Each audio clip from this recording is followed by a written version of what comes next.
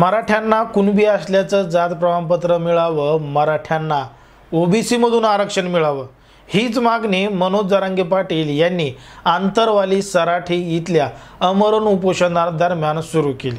आता त्या उपोषणादरम्यान त्या ठिकाणी दगडफेक झाली, लाठीचार्ज झाला आणि त्याचे पडसाद राज्याच्या विविध भागामध्ये पसरले। त्यामुळे संपूर्ण राज्यामधून मनोज जरांगे पाटील यांना मोठा पाठिंबा मिळाला। राज्यातले जेवढे पक्ष आहेत त्या पक्षाचे जे नेते आहेत हे पटापटा आंतरवाली सराठी या ठिकाणी पोहोचले आणि बघता बघता मनोज जरांगे पाटील यांचं नाव संपूर्ण महाराष्ट्रामध्ये प्रसिद्ध झालं। त्यानंतर सरकारला मनोज जरांगे पाटील यांनी 40 दिवसाचा कालावधी दिला। 40 दिवसाचा कालावधी घेऊन सुद्धा सरकारनं त्यावर कोणताही निर्णय दिला नाही। पुन्हा एकदा मनोज जरांगे पाटील यांनी उपोषण चालू केलं आणि त्यांना पहिल्यापेक्षा जास्त प्रतिसाद दुसऱ्या उपोषणादरम्यान मिळाला आणि मग सरकारने एक शिष्टमंडळ पाठवलं। मनोज जरांगे पाटील यांचं उपोषण मागे घ्यावं लागलं आणि 24 डिसेंबरपर्यंतची तारीख मनोज जरांगे पाटील यांना दिली। आता 24 तारखेपर्यंत मराठा समाजाला आरक्षण मिळणार आहे, कुणबी असल्याचं जात प्रमाणपत्र मिळणार आहे असं मनोज जरांगे पाटील यांनी सांगितलं आणि त्यांच्या सभा राज्यातल्या विविध भागामध्ये सुद्धा मोठ्या प्रमाणात पार पडल्या। आता मराठ्यांना ओबीसी मधूनच आरक्षण द्यावं अशी ठाम मागणी मनोज जरांगे पाटील यांची आहे। तर ओबीसी मधून मराठ्यांना आरक्षण देऊ नये, त्यांना वेगळं आरक्षण द्यावं अशी मागणी ओबीसीचे नेते छगन भुजबळ यांची आहे। म्हणजे जेव्हापासून मनोज जरांगे पाटील यांनी आरक्षणाचा मुद्दा चालू केला, त्यांच्या सभा झाल्या, त्यावर छगन भुजबळ हे जोरदारपणे बोलू लागले आणि त्यांच्यावर टीका करू लागले। आता मनोज जरांगे पाटील आणि छगन भुजबळ यांचा वाद मोठ्या प्रमाणात राज्यामध्ये रंगलेला दिसतोय, कारण की अजूनही मनोज जरांगे पाटील हे छगन भुजबळ यांच्यावर टीका करतात, तर छगन भुजबळ हे मनोज जरांगे पाटील यांच्यावर टीका करतात। मनोज जरांगे पाटील हे तर छगन भुजबळ यांना डायरेक्ट म्हणले की याचा तर खुटाच उपटतो म्हणून। आता त्याच्यावर हिंगोलीतल्या सभेमध्ये छगन भुजबळ हे सुद्धा बोललेत। पण जेव्हा मनोज जरांगे पाटील यांची सभा येवल्यामध्ये झाली त्यानंतर मनोज जरांगे पाटील काय म्हणले की छगन भुजबळ निवडून कसा येतो हेच मी पाहतो, छगन भुजबळला पाडावंच लागेल। आणि तिकडं ओबीसीचे जे नेते आहेत प्रकाश शेंडगे त्यांनी सुद्धा प्रति आव्हान दिलं की तुम्ही आमचा एक भुजबळ पाडला तर आम्ही तुमचे 60 आमदार पाडू, 160 आमदार पाडू असं प्रति आव्हान प्रकाश शेंडगे यांनी दिलं। आता हे आव्हान आहे का प्रत्यक्षात मनोज जरांगे पाटील यांनी ज्या पद्धतीनं बोलून दाखवलंय की छगन भुजबळ येवल्यातून निवडून कसा येतो हेच मी पाहतो, खरंच तसं होईल का? कारण की 2024च्या निवडणुका या जवळ आलेल्या आहेत आणि त्यामुळं छगन भुजबळ अशा पद्धतीनं बोलत आहेत। आता महाराष्ट्रातला मराठा समाज हा एकजूट झालेला आहे, मनोज जरांगे पाटील यांच्या पाठीमागं ठामपणे उभा आहे। त्याचा परिणाम छगन भुजबळ यांच्यावर होईल का आणि छगन भुजबळ येवल्यामधून निवडून येतील का पडतील तेच आपण आजच्या व्हिडिओमध्ये सविस्तर पाहणार आहोत। छगन भुजबळ खरंच पॉवरफुल आहेत का आणि 2024ला पुन्हा एकदा आमदार म्हणून निवडून येऊ शकतील का?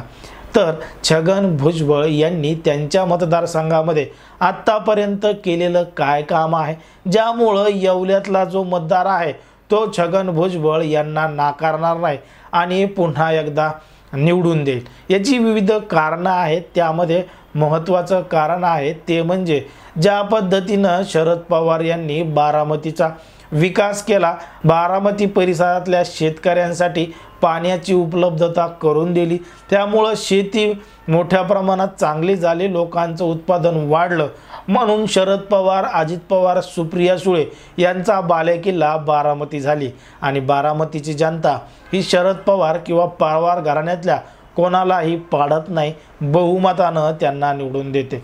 मग तोच प्रयत्न छगन भुजबळ यांनी त्यांच्या मतदारसंघामध्ये केला, म्हणजे येवल्यामध्ये केला। आता 2004 मध्ये छगन भुजबळ या येवला मतदारसंघामधून निवडून आले, पण या येवला मतदारसंघाची पहिले जी परिस्थिती होती ती कशा पद्धतीची होती? येवला मतदारसंघा पहिले रोड नव्हते चांगले व्यवस्थित, पाण्याची व्यवस्था नव्हती, शेतकऱ्यांची अडचण मोठ्या प्रमाणात होत होती. मग छगन भुजबळ यांनी पवार साहेबांचा आदर्श घेतला.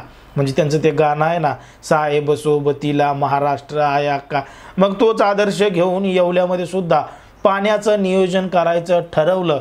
आणि जे गुजरातचं पाणी आहे ते पाणी महाराष्ट्रातून गोदावरी मार्गे समुद्रात जात होतं, तेच पाणी छगन भुजबळ यांनी वळवण्याचं ठरवलं. आणि त्यावर मांजरपाडा प्रकल्प मंजुरी दिली 2006ला. या प्रकल्पामुळं दुष्काळग्रस्त असणारा जो येवला भाग आहे, चांदवड आहे, दिंडोरी आहे, या भागातली जमीन ओलिताखाली आली आणि त्यामुळं शेतकऱ्यांचा तिथं मोठ्या प्रमाणात फायदा झाला. म्हणून शेतकरी वर्ग जो आहे तो छगन भुजबळ यांच्या पाठीमागच ठाम असल्याचं सांगितलं जातं.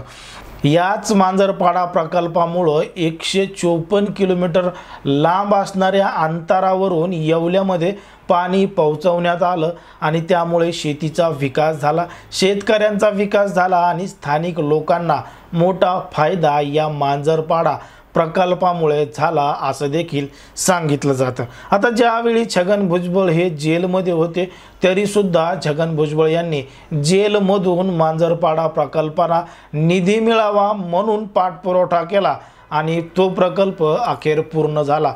त्यामुळं सुद्धा तिथला जो वर्ग आहे तो छगन भुजबळ यांच्या पाठीमागं ठाम असल्याचं सांगितलं जातं.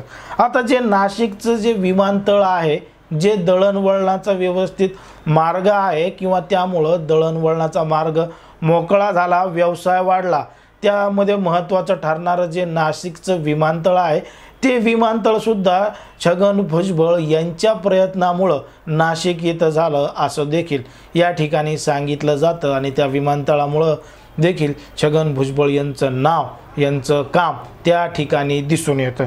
त्यानंतर जो पुणे आग्रा महामार्ग आहे, महाराष्ट्रातील सर्वात मोठा महामार्ग नाशिक या ठिकाणी छगन भुजबळ यांनी उभारला आणि तो 21 किलोमीटरचा आहे. नाशिकमध्ये सगळ्यात मोठा महामार्ग आहे.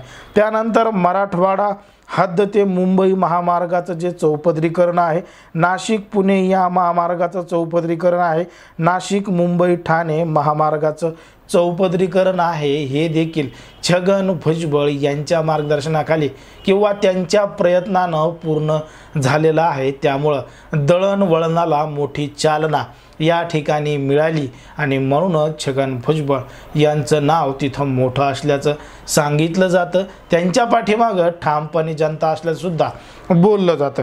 आता या मतदारसंघामधली परिस्थिती काय, तर येवला लासलगाव मतदारसंघात मराठा समाज सर्वाधिक आहे, तर माळी वंजारी समाज हा बहुसंख्य आहे.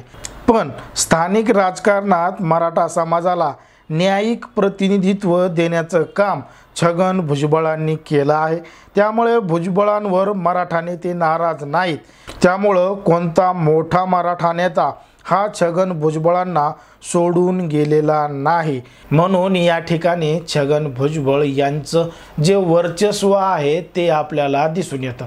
जो येवला मतदारसंघातला समाज आहे तो छगन भुजबळ यांच्या पाठीमागं ठाम असल्याचं देखील सांगितलं जातं. म्हणूनच छगन भुजबळ यांचं महत्त्व वाढू लागतं. म्हणजे छगन भुजबळ यांनी बोलून दाखवलंय की मला माझ्या मतदारसंघामध्ये कोणीही पाडू शकत नाही आणि हीच गॅरंटी, हीच खात्री छगन भुजबळ यांना आहे.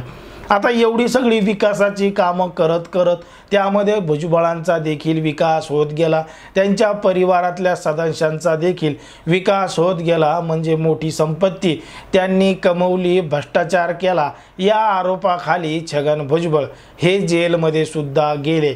ही सुद्धा वस्तुस्थिती आपल्याला नाकारता येणार नाही. कारण की काही लोकांना वाटतं की तुम्ही छगन भुजबळांचीच वाह करायले, तर अशी अजिबात नाही आहे.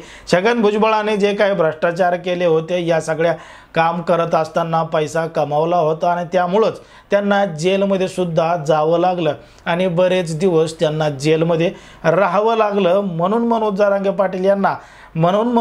पाटील यांनी छगन भुजबळ यांना बेसन भाकर खाऊन आला अशी टीका देखील केली होती. आता छगन भुजबळ यांच्या बाबतीत नाण्याच्या दोन बाजू आहेत. एका बाजूमध्ये त्यांनी मतदारसंघाचा विकास केला, मतदारसंघामध्ये मोठं काम केलेलं आहे आहे आणि तिसरं म्हणजे त्या ठिकाणचा जो बहुजन समाज आहे त्यांची संख्या त्या ठिकाणी अधिक आहे आणि जो समाज त्या प्रामुख्याने मोठा आहे मराठा समाज, त्यांचे जे प्रतिनिधी आहेत प्रतिनिधित्व करतात त्यांना छगन भुजबळ यांनी त्या ठिकाणी संधी दिलेली आहे, राजकारणामध्ये आणलं गेलेलं आहे। मग तो समाज अजूनही छगन भुजबळ यांना सोडून गेलेला नाही, तो त्यांच्या बाजूनेच ठामपणे उभा आहे। पण 2024च्या निवडणुकामध्ये छगन भुजबळ यांच्या पाठीमागं त्याच पद्धतीनं राहतील का, छगन भुजबळ यांची कोंडी करतील का किंवा छगन भुजबळ यांना पाडतील का, असे विविध प्रश्न या ठिकाणी निर्माण होतात। पण ज्या व्यक्तीनं त्या ठिकाणच्या लोकांना खुश केलं, त्यांना पाणी त्या ठिकाणी पोहोचवलंय, दळणवळणाचे साधनं त्या ठिकाणी केलेत आणि त्यामध्ये अनेकांचा विकास झाला, त्यामुळं स्थानिक जे तिथले मतदार आहेत येवला मतदारसंघातले, त्या मतदारसंघातले लोक नेमका काय निर्णय घेतात हे शेवटी मतदानामधूनच दिसणार आहे। खरं स्वरूप हे 2024च्या निवडणुकामधून कळणार आहे। एकंदरीत या संपूर्ण प्रकरणावर छगन भुजबळ हे येवला मतदारसंघामधून निवडून येतील का पडतील यावर तुम्हाला काय वाटतं ते अगदी स्पष्टपणे कमेंटमध्ये सांगा आणि अशाच पद्धतीचे नवनवीन व्हिडिओ पाहण्यासाठी आपल्या चॅनलला लगेच सबस्क्राईब करून घ्या। धन्यवाद।